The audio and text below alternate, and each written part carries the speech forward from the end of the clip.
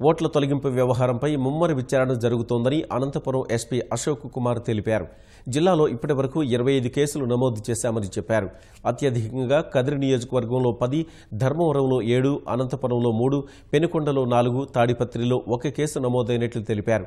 Form 7 దరఖాస్తుల అంశంపై సాంకేతికంగా మరిన్ని వివరాలు సేకరిస్తున్నామని వెల్లడించారు.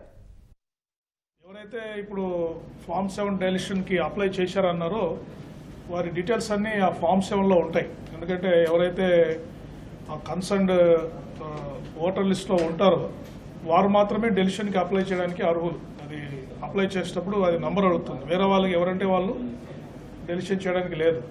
సో మేము దాదాపు చాలామందిని పిలిచి వాళ్ళ స్టేట్మెంట్స్ ఎగ్జామిన్ చేస్తున్నాం. వారు నిజంగానే జెన్యూన్ ఓటర్స్కి డెలిట్ చేశారా, లేకపోతే ఇంకేదన్నా ఫ్రాడ్లెంట్ మెథడ్స్ ఉపయోగించి ఓటర్స్ ఉన్నా కూడా వాళ్ళు డెలిషన్కి అప్లై చేశారనేది వీరు ఎవరైతే అప్లై చేశారో వాళ్ళని విచారిస్తున్నాము. చాలామంది మేము చేయలేదని చెప్తున్నారు. సో ఇది ఇంకా ఇన్వెస్టిగేషన్ జరుగుతూ ఉంది. అదర్ టెక్నికల్ ఎవిడెన్స్ కూడా మేము ఇంకా గ్యాదర్ చేయాల్సి ఉంది దీంట్లో.